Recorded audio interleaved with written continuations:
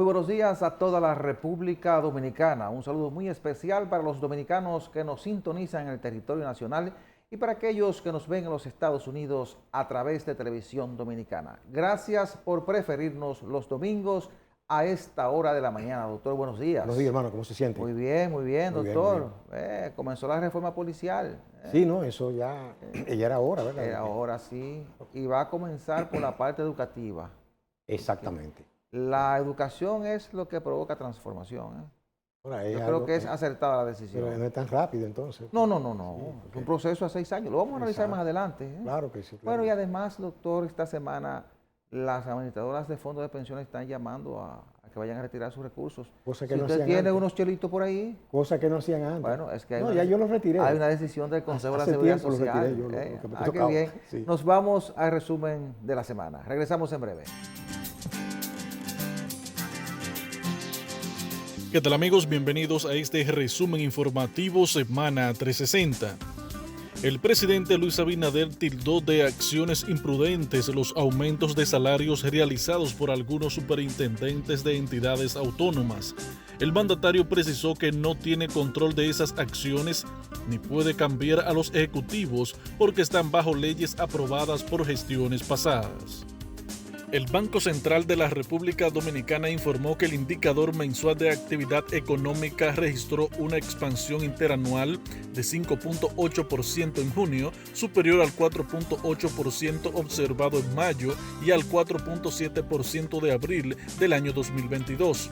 Con este resultado precisó que el crecimiento promedio del IMAE correspondiente a enero-junio del presente año se ubicó en 5.6% respecto al mismo semestre del año anterior.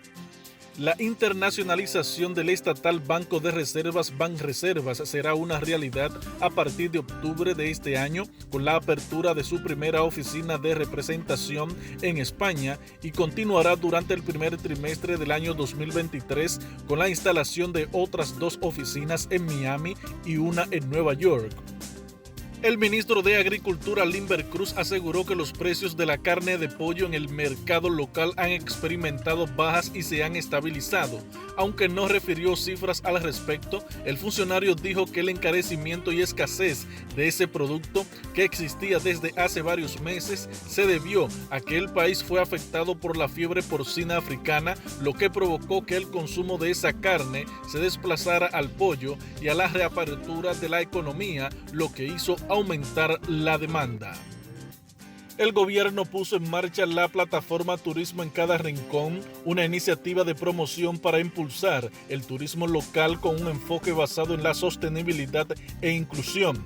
El lanzamiento fue encabezado por el presidente de la República Dominicana, Luis Abinader, y el ministro de Turismo, David Collado, luego de que esa institución realizara un levantamiento de todas las atracciones, gastronomía y experiencias a nivel nacional. El Ministerio de Hacienda otorgó un plazo de 45 días a los beneficiarios del Fondo Asistencia Solidaria al Empleado FASE que todavía mantienen recursos en las cuentas especiales creadas en el Banco de Reservas para que procedan a retirarlos o transferirlos. A través de un comunicado, la institución informó que una vez vencido el plazo el próximo 7 de octubre del año 2022, los montos disponibles en esas cuentas pasarán a la cuenta única del Tesoro. El presidente Luis Abinader destituyó la noche del miércoles a Roberto Fulcar del Ministerio de Educación y en su lugar designó a Ángel Enrique Hernández Castillo. El cambio está contenido en el decreto número 414-22. En el documento se establece la designación de Fulcar como ministro de Estado sin cartera. El decreto también dispone el cese de su cargo como director del Instituto Nacional de Tránsito y Transporte Terrestre Intrant a Rafael Arias Ramírez y pasa a ser asesor del Poder Ejecutivo en materia de transporte. Y en el ámbito internacional, la multinacional estadounidense de transporte Uber anunció unas pérdidas de $8.530 millones entre enero y junio del año 2022, frente a unos beneficios de $1.036 millones que consiguió durante el mismo periodo del año anterior.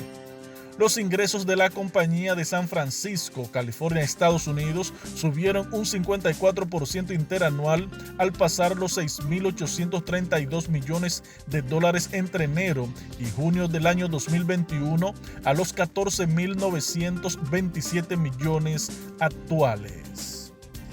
Latinoamérica necesita más integración para poder afrontar con éxito el fenómeno del hambre, que en el 2021 volvió a crecer por sexto año consecutivo hasta alcanzar a más del 8% de la población total, dijo el representante de la FAO para América Latina, Mario Luberkins. Hasta aquí el resumen informativo Semana 360. Informó Joaquín Caraballo.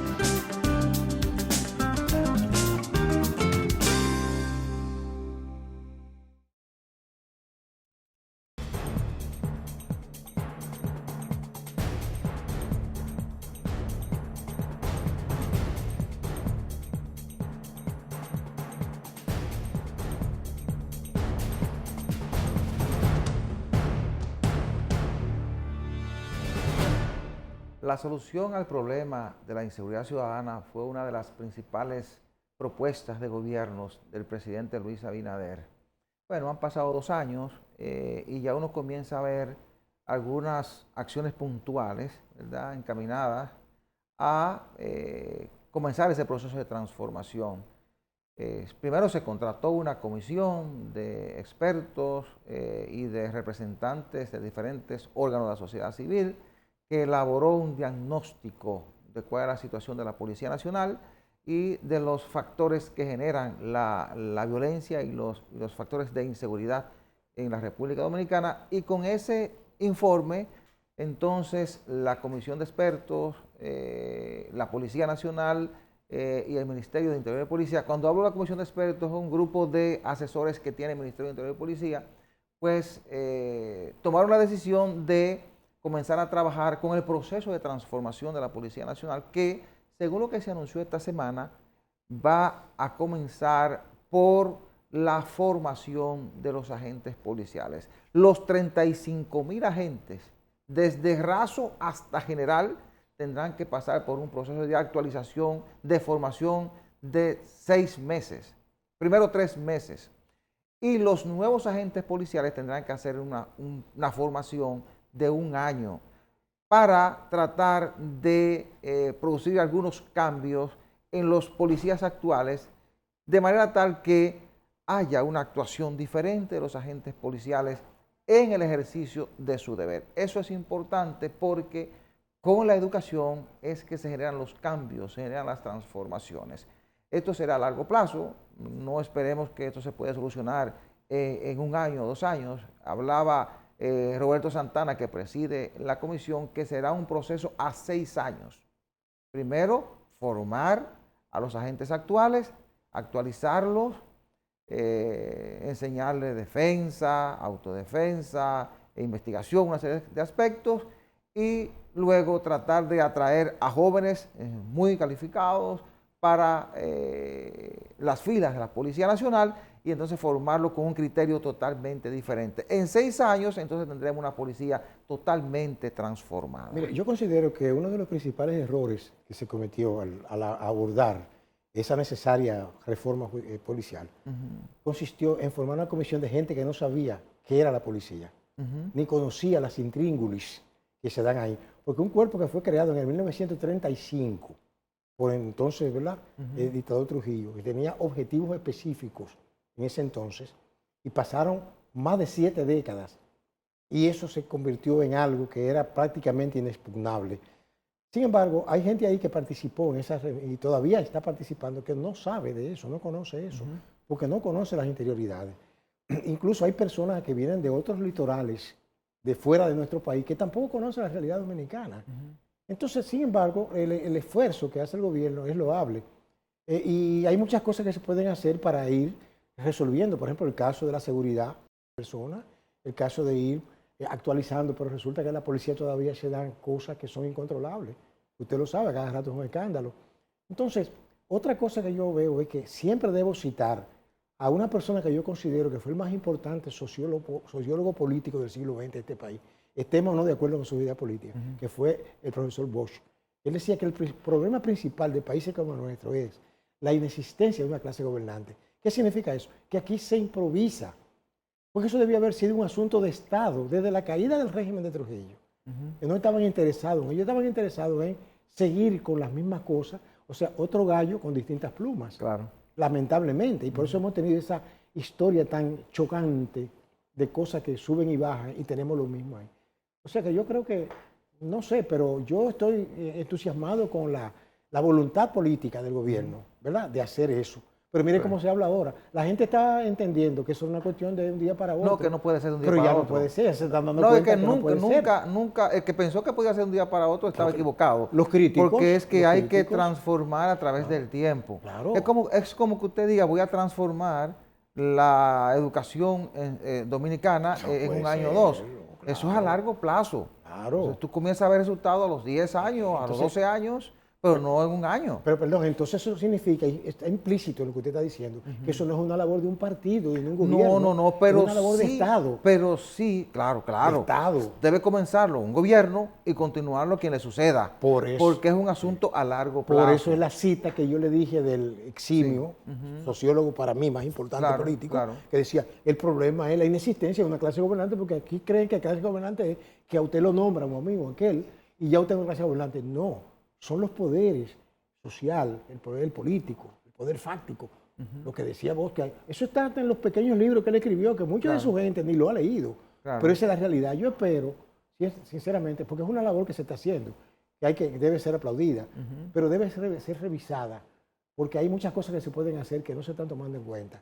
Bueno, solamente en lo que tú vas formando esos agentes policiales, tú tienes que tomar medidas paralelas. Exactamente. Claro que sí. Y yo creo que sí, que ha comenzado a hacer, por ejemplo, mejorar el salario de los agentes policiales. Eso tú lo puedes ir haciendo de manera paralela en lo que va formando esos agentes policiales.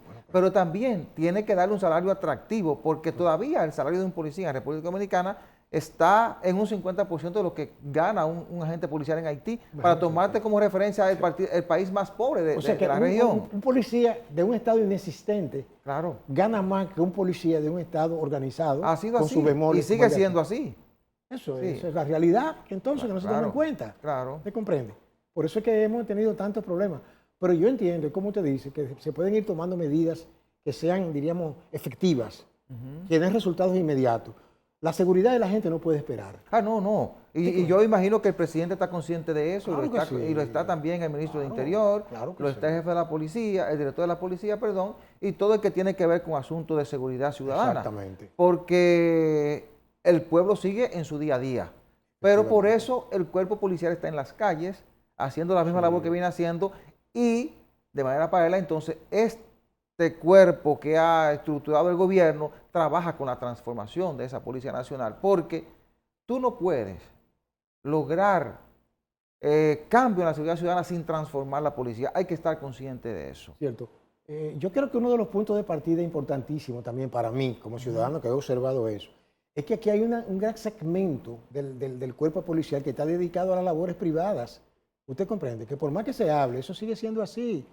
Son seguridad de los negocios, seguridad de los bancos, seguridad allí. Entonces, ¿cuál es el papel de un policía? Ese tipo de cosas uno supone que tendrán que cambiar, porque si tú vas a implementar una labor seria de transformación policial, ese tipo de cosas debe cambiar.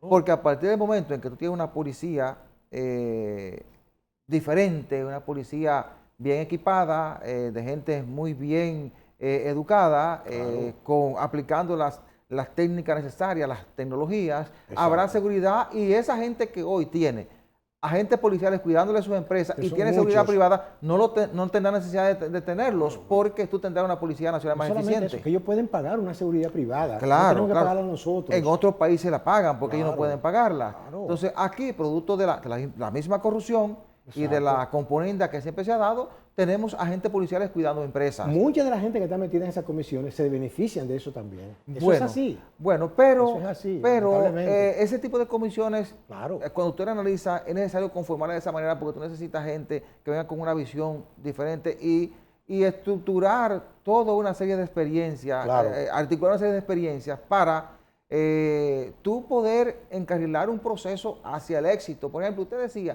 que tenemos extranjeros que no conocen la realidad. Sí, pero vienen de una nación donde se han implementado sistemas de transformación policial, de lucha contra la inseguridad ciudadana, que tú lo implementas aquí o los adaptas y puedes lograr resultados. Pero aquí hay mucha gente capacitada y preparada. Claro que sí, este es un eso país no lo de gente muy negamos. preparada. Claro que sí. Lo que pasa es que aquí nosotros todavía tenemos cierta tendencia a preferir las cosas que vienen de otro lugar. En todos los países del mundo ¿Entiendes? se trabaja con asesores internacionales, se Sí, busca gente lo que capacitada pasa es que en diferentes a veces áreas. son organismos que imponen esas cosas. Lo que pasa, uno como está ya medio viejo, uno entiende ciertas cosillas que pasan Claro, por ahí. claro. Pero uno espera, déjame aclarar algo, las comisiones no hay problema, es el componente de las comisiones. Claro. Comisiones son Bueno, correctas. nosotros aplaudimos el proceso que se ha comenzado en la Policía Nacional. Hay que trabajarlo a profundidad. Claro. Es un proceso a largo plazo, 6 años, pero si se comienzan a aplicar las cosas que se han anunciado y se van adhiriendo otros elementos que se vayan determinando sobre la marcha, podremos lograr una transformación de la policía. Claro. Y la población tener resultados diferentes en materia de seguridad ciudadana. Nos vamos a la pausa y regresamos en unos segundos.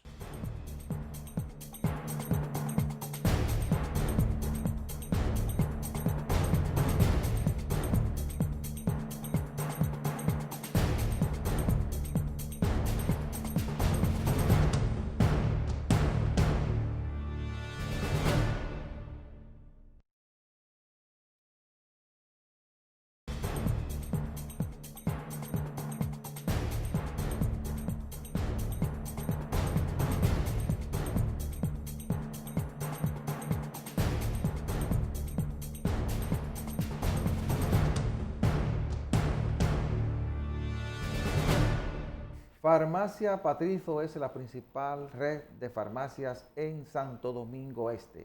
Tiene su sede principal en la Avenida Venezuela número 75, próximo al Parque Juan Pablo II. Sucursales en la Avenida España, próximo a las Américas. Avenida Ecológica, la autopista de San Isidro, frente al periódico Diario Libre.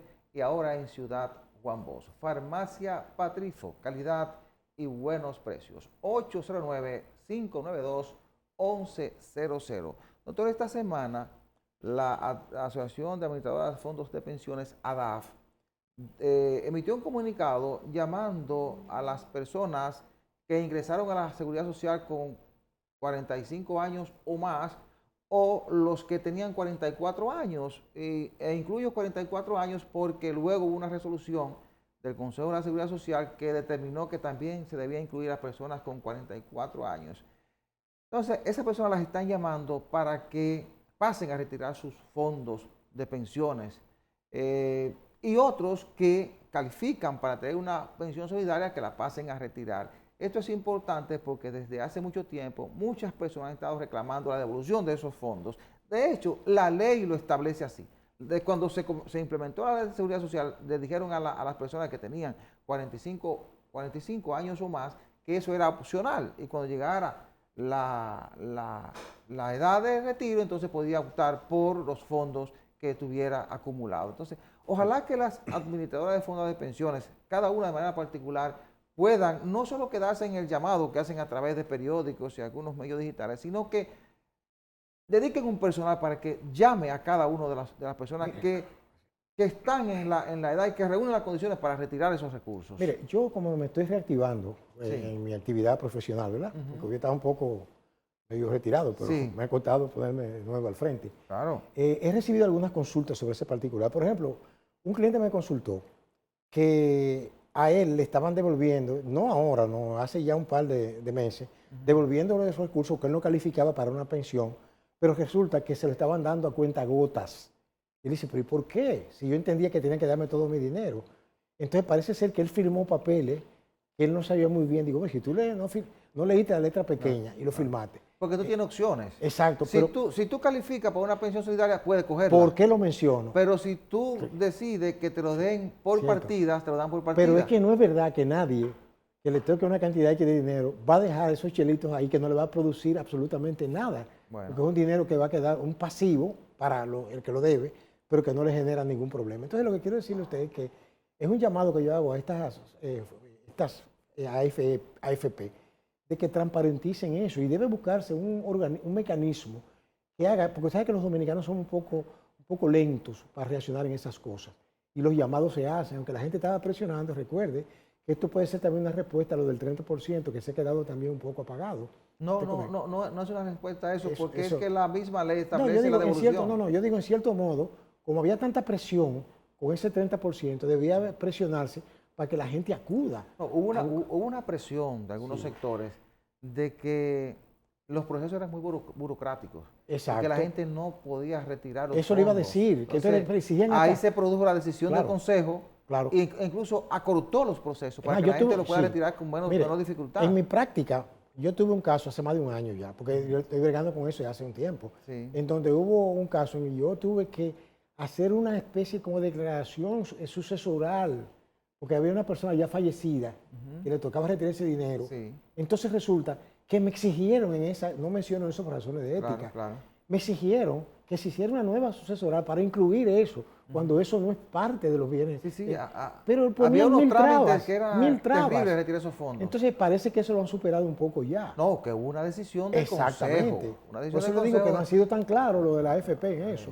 Ellos lo están haciendo ahora porque se ven presionados, diríamos por el boom, ¿verdad? Y por las redes sociales que atacan. Pero realmente eso hace tiempo que debieron haber devuelto ese dinero. Sí. No, porque hay primero, lo establece la ley. Exacto. Segundo, hay unos trámites que eran demasiado burocráticos y como bien usted señala, la gente se le dificultaba. Claro, y lo dejaba así. Ante las quejas de los ciudadanos, exacto, el Consejo se reunió y dijo, no. Hay que acortar todos esos procesos, todos esos pasos. Sí. Si usted demostró que es el beneficiario de esos fondos, hay que entregárselo. Y acortar los pasos. Entonces, además se decidió incluir a gente que no solo que tenía 45, que tenía 44, porque no ha llegado la cantidad de cotizaciones, son 360 cotizaciones. Claro Al no llegar a 360 cotizaciones, entonces, bueno, vamos a retirar el fondo. Ahora, hay un requisito también. Usted debe estar cesante en el trabajo, porque usted está cotizando, no se lo van a devolver. Pero yo siempre he criticado, y eso se lo planteé yo aquí al licenciado Joel Santos cuando estuvo aquí. Lo que pasa es que eso no se aclaró mucho. De que eso, en cierto modo, debieron haberse previsto, porque desde ellos copiaron eso, que fue de Chile, ya eso lo habían estudiado en Chile. Y fíjese que en Chile no hubo ese tipo de problema de gente que no calificaba a cierta edad. ¿Por qué? Porque no entró al sistema. ¿Usted comprende? Porque no admitían que una persona que no iba a calificar en el tiempo, usted comprende lo que le quiero decir. Sí. O sea, que eso aquí se hizo como sutilmente, se dejó así. Para después, que tú no calificas. No, aquí le dijeron a la gente, yo lo digo, cuando yo entré a la Seguridad Social me dijeron, mire, para el que tenga 45 años, es opcional entrar a la Seguridad Social. No era obligatorio, es opcional y puede retirar sus recursos. Yo le pongo a usted, a mí no me gusta ponerme como ejemplo, pero yo me pongo como ejemplo. Yo era abogado de una institución que entendía que yo era parte de su nómina. Y entonces por eso fue obligatorio. Claro, y entonces yo aparé, por eso es que yo retiré unos chelitos, como yo le expliqué a usted, que aparecía yo ahí. Cuando ya yo, la edad que yo era abogado de esa gente, yo no calificaba para nada en ese entonces. Estamos hablando de más de 10 años. Sí, tienes razón, que todo el que trabaja se lo descuenta, aunque luego se lo devuelva. Le puse el ejemplo por mí. Sí, tienes razón. Claro, cosa que yo agradezco porque esos chelitos fueron como un... No, te sirve de ahorro también. Me sirvieron de ahorro. Te sirve de ahorro. Además, los fondos realmente generan unos intereses muy ventajosos. Eso me lo explicó el licenciado Santos con mucha propiedad, porque yo realmente quizá puse el 40% de lo que tenía ahí. Y el resto lo puso el rendimiento. Y cuando tú lo recibes un dinerito que te puede servir para emprender un negocio y para asegurar o en parte tu retiro o por lo menos tener ciertos recursos para enfrentar alguna situación. Hay que ser honesto y justo. A mí me resolvió varios problemas cuando retiré esos chalitos, ¿verdad? Que eran mi derecho a hacerlo. Yo quiero aprovechar, doctor, para recomendar a las administradoras de fondos de pensiones que no se queden en el famoso comunicado de prensa que envían a los periódicos, sino que cada AFP designe un personal que llame a cada persona que califica para retirar esos recursos. Exactamente. Porque a veces el 50% no se da por enterado de que tiene esos recursos disponibles. Y quizá ahí puede haber mucha gente que lo está necesitando. Quizá no.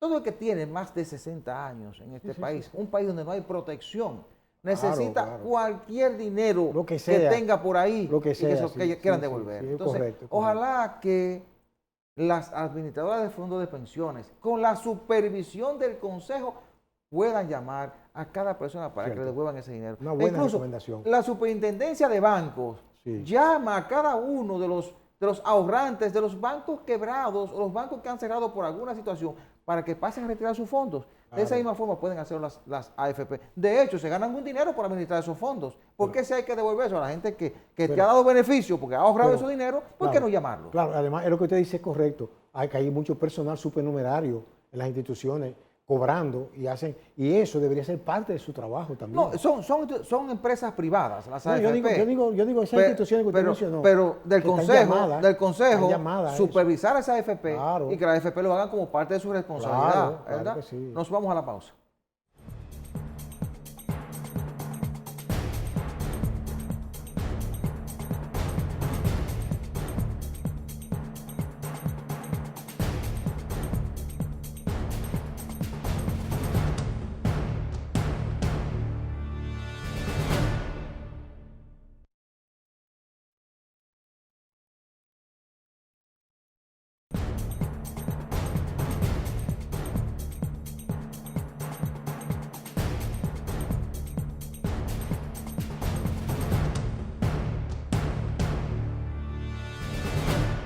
Gracias por continuar con nosotros. Permítanme recordarles que Farmacia Patrizo es la principal red de farmacias en Santo Domingo Este.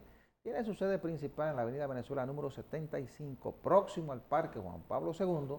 Sucursales en la avenida España, próximo a las Américas, en la autopista de San Isidro frente al periódico Diario Libre, en la avenida Ecológica y ahora en Ciudad Juan Bosch. Farmacia Patrizo, calidad y buenos precios. 809-592-1100.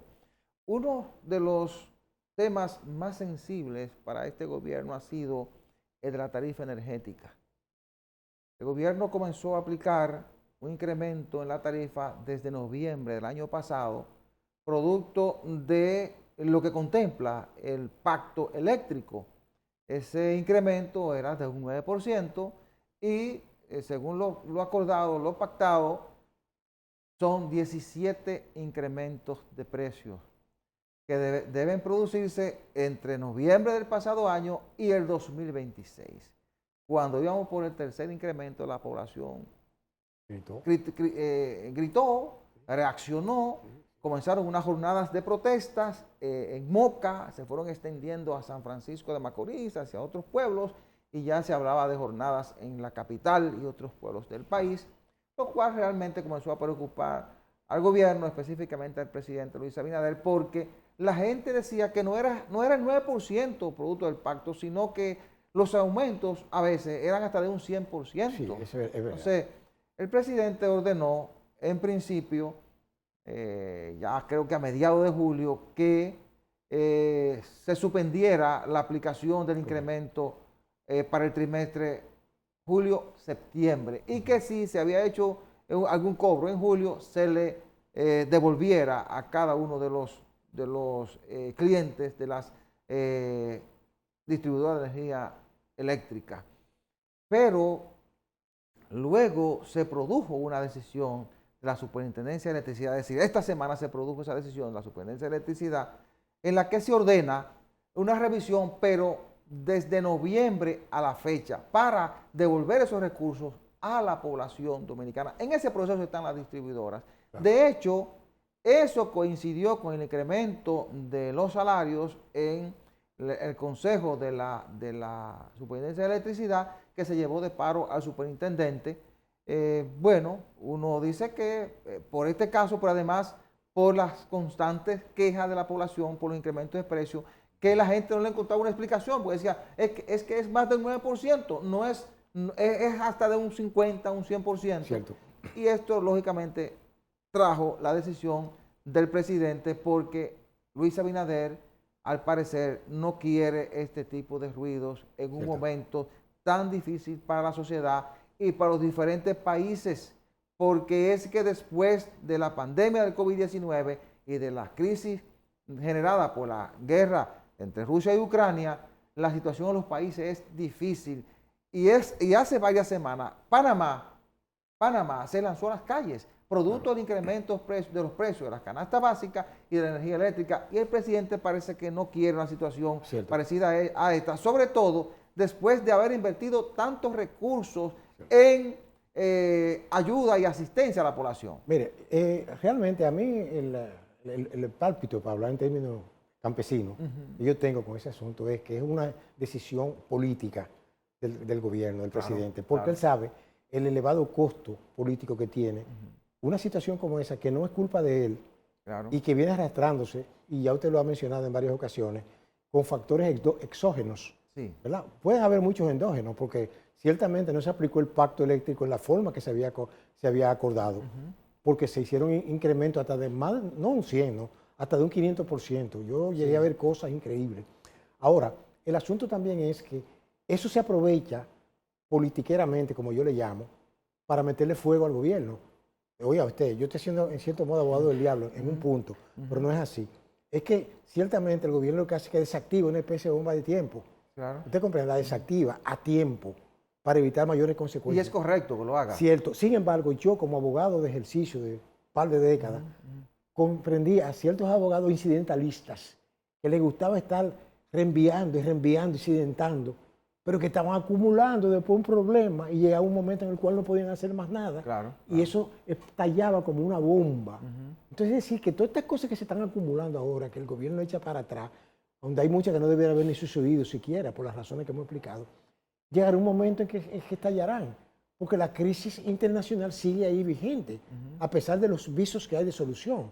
Ya, por ejemplo, los rusos llegaron a un acuerdo con los ucranianos para despachar grano, por acá. Esta semana salió el primer Exactamente, barco, y eso nadie lo menciona, eso no lo menciona, lo que menciona nada más es que los rusos comenzaron a disparar misiles, pero es que en toda parte del mundo están disparando misiles y nadie dice nada.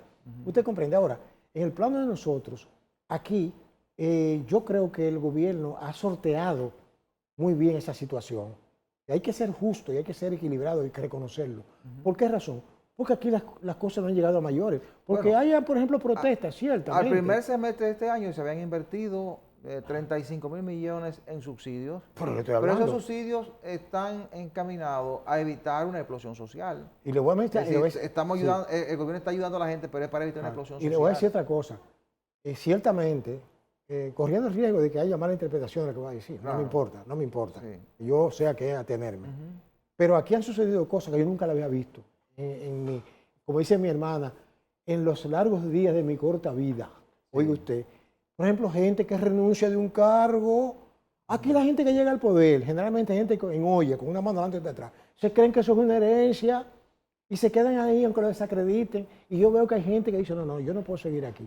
No puedo seguir porque mi moral, lo que sea, como usted quiera, y salen por la puerta grande. O quizá no porque renuncia, porque quiere renunciar, o le pide renuncie. Pero lo estoy diciendo. Pero hace un tiempo nadie renunciaba. Pero es lo que estoy diciendo. Entonces aquí nadie renuncia. El dominicano no tiene cultura de renunciar a un puesto. No crea, doctor. Bueno. Recordemos que Miguel Guerrero renunció a Balaguer. Bueno, pero esos son disparates, porque siguen ligados al poder fáctico y chupeteando donde deben chupetear. No. Yo creo en posiciones que no tengan ningún tipo de repercusión a posteriori, me hago entender. Por ejemplo, ese señor que renunció de la Superintendencia de Electricidad, yo ni lo conocía, yo ni sabía quién era. Yo me enteré quién era cuando lo vi en los periódicos. Cuando renunció, claro. Usted comprende, porque hay mucha gente que tiene posiciones, sin mencionar a nadie, públicas, logradas en base a mucha publicidad y a mucho estar en el medio. Y yo que he estado metido en los medios de comunicación muchos años, me he dado cuenta de eso. La gente que lo que busca es ese protagonismo. Pero yo creo, y reitero, de que la forma en que ha manejado el gobierno, que como dicen que no tendrá mucha experiencia, es cierto, pero yo prefiero mejor las experiencias de no conocer muchas cosas y hacer las cosas de buena fe. Pero la política de subsidiar a la población es correcta. Claro. La mayoría de los países lo han hecho porque la población mundial ha sido muy golpeada. Pero es que la dueña del dinero es la población. Claro, desde el 20 hacia acá. Claro. Y además, este es un país que se puede dar el lujo de exhibir niveles de crecimiento aún en medio de la crisis. Es uno de los países que mayores niveles de crecimiento está logrando y mayores inversiones mayor inversión extranjera está atrayendo. Si le creemos... Ese sí, tipo de cosas hay que cuidarla. Claro. ¿Y cómo tú las cuidas? Evitando un levantamiento social que se lleve de paro esos logros en la economía y en la estabilidad. Eso le digo, por eso es que si le creemos a Valdés Alviso, y que hay que creerle. Hay que creerle, claro. Porque es la autoridad. Claro. Él habló de un 5.8%. Y él no es solo Albizu, también es el Fondo Monetario Internacional. Pero yo digo esto, él es el vocero, ¿verdad? Los organismos internacionales que miden la economía, y digo, no solo la República Dominicana, sino diferentes países del mundo, reconocen los niveles de crecimiento de la República Dominicana. Es inexplicable que en países tan pequeños como nosotros, con vecinos tan extraños como el que tenemos al oeste, que está por debajo del menos 2% de crecimiento, con el otro que tenemos un poquito más allá al oeste, que está en olla, el otro que tenemos del otro lado en olla. Óigame, entonces nosotros estamos exhibiendo ese tipo de cifras. Es decir, que las cosas se están manejando de una manera diferente. Claro. Es lo que yo entiendo. Hay que seguir protegiendo a la población, aplicando los incentivos que haya que aplicar y la protección en materia de asistencia social a la población para evitar estallidos sociales similares a los de Colombia, Panamá y otros países donde se ha provocado inestabilidad social y política con graves repercusiones en la economía. Nos vamos a la pausa. Regresamos en unos segundos.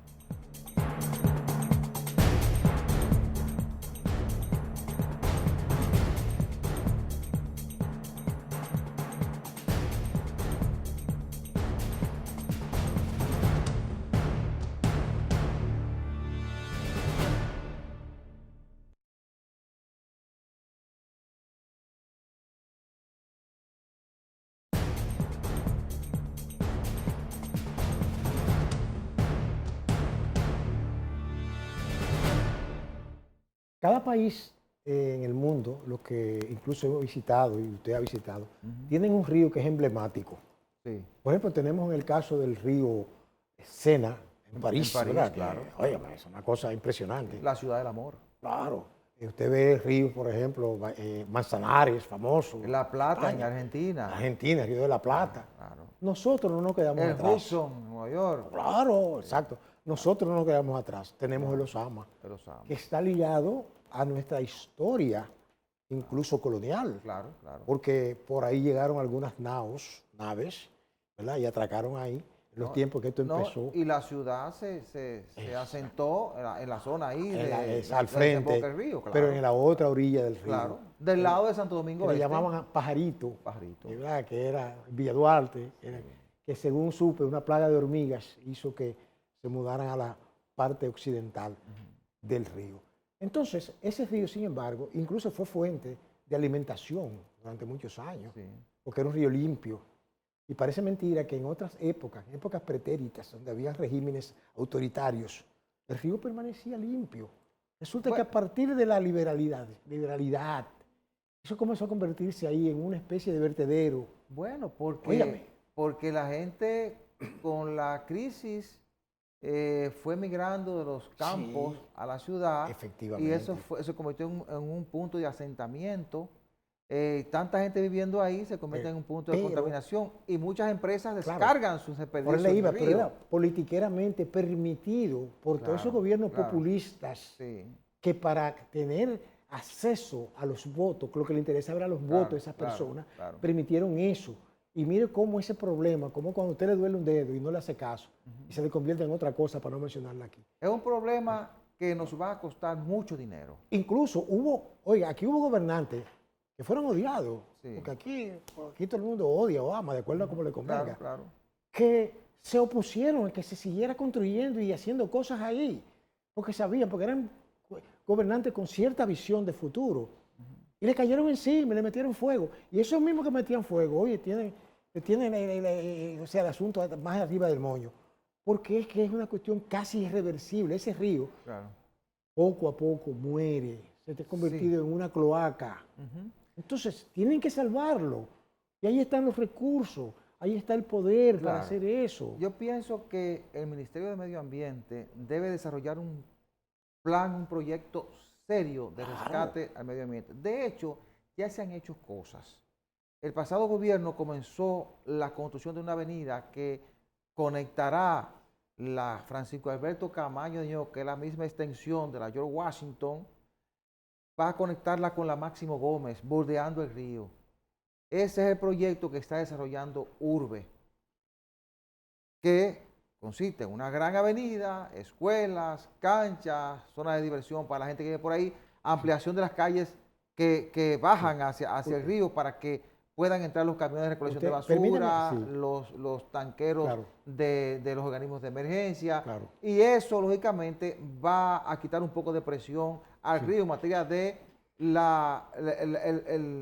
los desechos que se lanzan al río o que se vierten al río. Permítame un acto de justicia que voy a hacer ahora. Eso que usted mencionó, de esa vía alterna. Sí. Óigame, eso está contenido, se lo digo yo, que yo tuve acceso a ese material. Sí.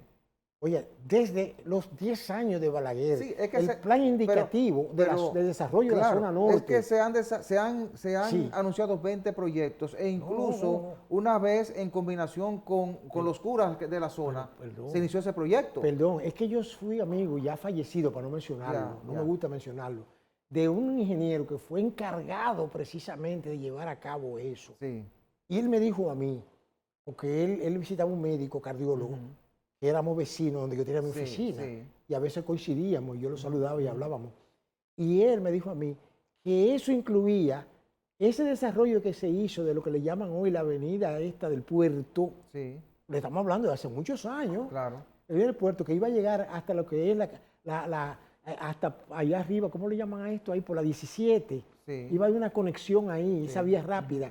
Y había otra que iba a derivar hacia el oeste, que es esa que usted está mencionando. Claro, pero fueron proyectos. Ahora, pero se hicieron los estudios y todo. Eran estudios. Ahora, el gobierno que comenzó un plan real bueno, eso sí. fue el gobierno pasado y este lo ha continuado. Porque fue rabón de Estado ahí. Sí, hay una continuidad de Estado que es importante. Exacto. Y ya esa avenida, con todas esas obras alternas, está casi lista para inauguración hasta el puente Francisco de Rosario Sánchez. Claro. Entonces, eso hay que continuarlo hasta la Máximo Gómez. Sí. Y también sanear el lado de Santo Domingo Este hasta Villamella también. Claro, porque hay que recuperar el río completo. Si ese río se recupera, eso es una mina en materia de turismo para la capital dominicana y para el país. Ahora, además de esas avenidas, hay que sacar esa planta que está ahí de generación de energía. Ese es otro problema. Por eso yo digo que debe haber un ejercicio serio, un proyecto serio de medio ambiente, un proyecto de Estado para sanear el río. Le digo una cosa, pero le voy a decir algo. Y hay que sanear el Osama y el Isabela. Mire, porque el Isabela se convierte en un afluente ahí entrando a la ciudad. Le voy a decir algo un poco truculento, que después que uno se pasa la vida leyendo y estudiando, yo quisiera haber estudiado y leído tanto para un país como el nuestro. Pero mire, si yo fuera, por ejemplo, presidente de un país como este, con poder, como ha habido aquí, yo hubiera designado ese departamento, ese ministerio de medio ambiente, un ministerio militar. Oiga lo que estoy hablando, manu militari, porque eso no se puede resolver con seminarios y con gente hablando bonito y con proyecciones de televisivas. No. Eso es manu militari, imponer cosas que le convienen a la nación. Sí, así es. Porque por intereses particulares, porque hay más de 300 industrias que vierten sus desechos ahí en ese río. Por eso es que yo digo que debe haber una política de Estado seria, no, yo no creo. Capitaneada por medio ambiente, para hacer que las empresas o los empresarios cumplan verde olivo con su responsabilidad. Claro, exacto. Ahí. Entonces, que la gente se eduque y que los desechos no sean vertidos hacia el río Sama y que se terminen de construir esas avenidas y desalojar a la gente que está ahí a orilla del río. Respetando la dignidad y la integridad de las personas. Sacando las plantas, limpiando el río y entonces comienza un aprovechamiento turístico. Yo entiendo que así, porque mire, con teoría y con seminario en la universidad, no se va a llegar a nada. Se están dando pasos, ya no son solo teorías, se están dando pasos.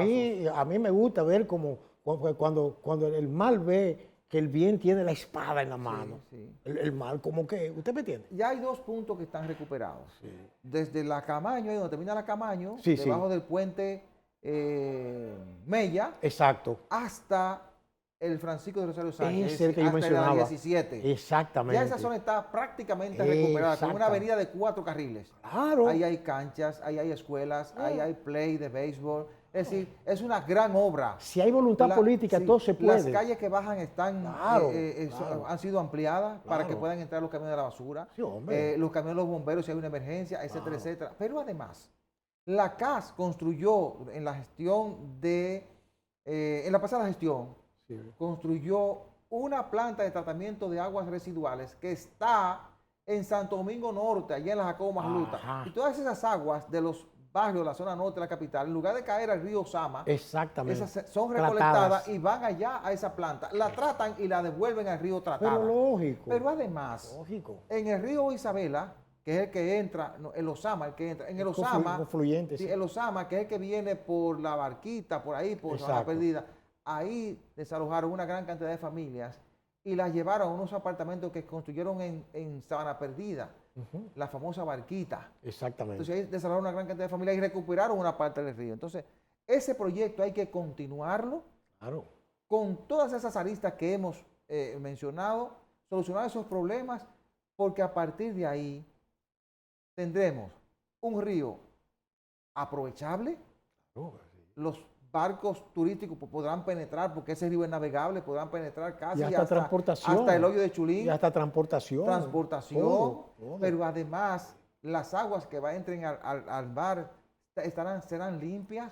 Ahora Sí. es agua sucia lo que entra ahí, Sí, contaminación, sí, y podemos Es aprovechar una ese cloaca, río. es una Claro, cloaca, claro. Ojalá que lamentablemente. eso se haga y se asuma con Sí. responsabilidad desde el Ministerio de Medio Ambiente. Claro. Bien, la semana que culmina va a estar muy centrada por los debates con relación a una marcha que se produjo ayer por la inmigración masiva sí, eso- en la República eso hay que Dominicana. atenderlo, Eso va a generar hay que debates esta semana, va a ser un tema de debate. También la posibilidad de cambios de funcionarios en el tren gubernamental, la gente está muy atenta a eso porque se acerca el 16 de agosto. Además, las presiones por la devolución de los recursos cobrados por aumento de la tarifa energética y la elección de los presidentes del Senado y la Cámara de Diputados serán temas que dominarán la agenda en esta semana que inicia en el día de hoy. Señores, hemos llegado al final del programa. Muchísimas gracias por la atención prestada. La cordial invitación para el próximo domingo a la misma hora y por este canal. Buena suerte, buenos días.